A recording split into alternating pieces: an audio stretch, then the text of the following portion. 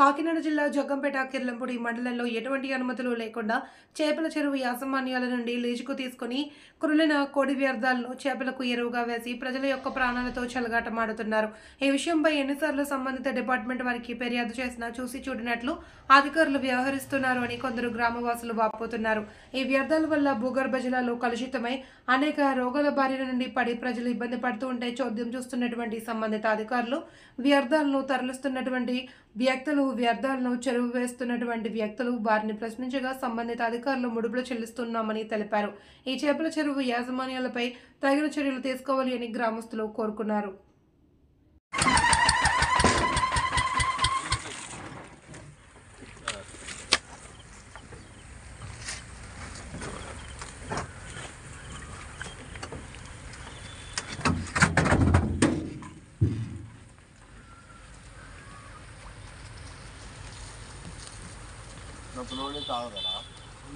water